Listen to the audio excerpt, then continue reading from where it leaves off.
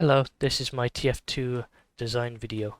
I'm just going to be talking about key levels of my map and how they suit each class. So this parkour section particularly suits the scout very well. However, classes like the soldier and demoman can rocket jump up onto this point and across. They can also just go directly up here. Scouts obviously don't take damage double jumping across.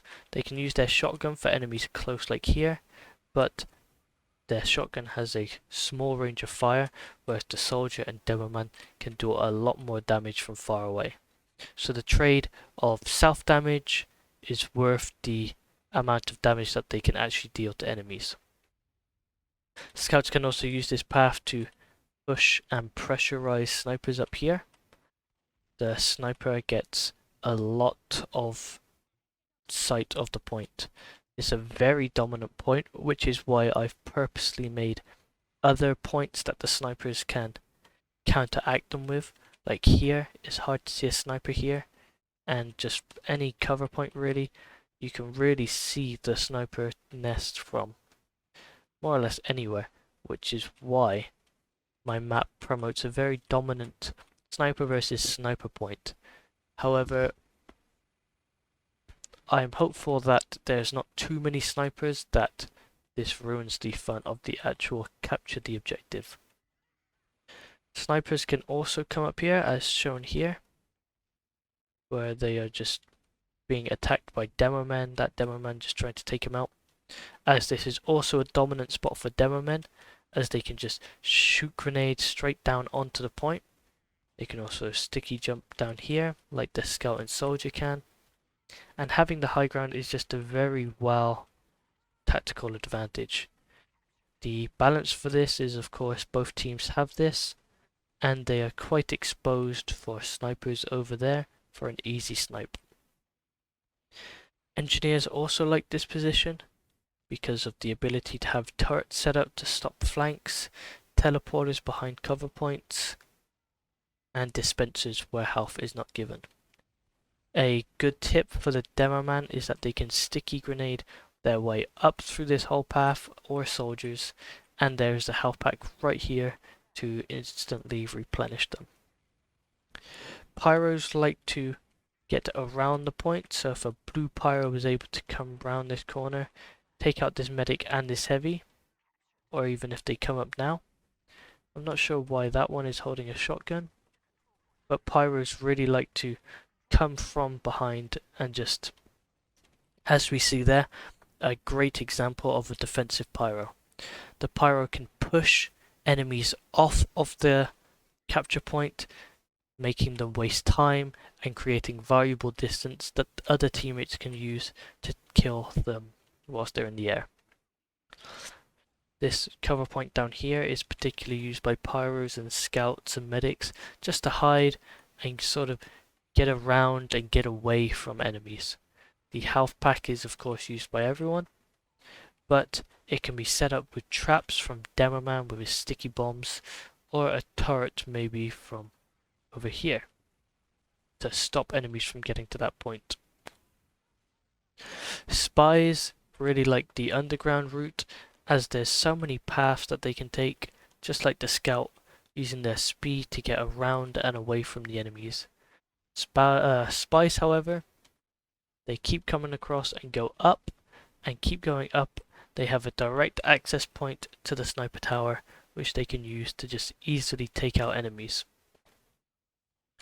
Heavies, of course, just like controlling the point, but they can come from both sides of the map to take out as many distracted enemies as possible. I think that is everyone I've spoken about. So I'll just talk about key areas. Obviously we've got this high ground, which can be used by soldiers, demomented scouts, just reiterate that, and also snipers, just like this point over here. Then you've got these cover points, which can be used to break up areas of battles, just to hide and temporarily replenish yourself and get back into the fight when you can. We've then got this point up here that you can come up to just to make it easier so you don't have to go all the way back around. You can just take that quick path up there. Then we've got the underground route, which obviously has a lot of freedom for the player to choose where to go. They can trick an enemy and go here and then come back around to go around and kill them. There's so many options that the players can use down here in a way to confuse the enemies and get an advantage by getting in behind the enemies. I think that is most things I've spoken about. Thank you. Something that I didn't mention is that demo men are the only class that can reach the top of the sniper tower with a well set grenade point here. They could fly up here and they are able to shoot grenades onto the point, where a sniper such as Crybaby over there is able to take them out. Snipers are really the only sort of class that can take out a demo man. There's also these hidden routes, which are just a safer version of these pillar points. They offer a quick flank route that the sniper may miss if they are too concentrated on the point. You might not be able to see a player coming from this section.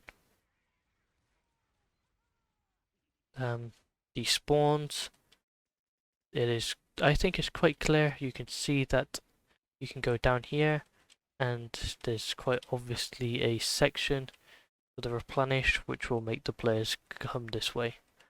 And you've got the arrows just pointing the players which to go. You've got the battlements, and then you've got the resupply on the crates, which just make it obvious that that is where you have to go if you want to get some extra health or ammo.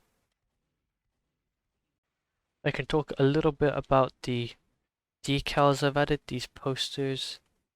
It's just propaganda really, with this resist sort of poster from a leader figure with all these bullet points just around the enemy team.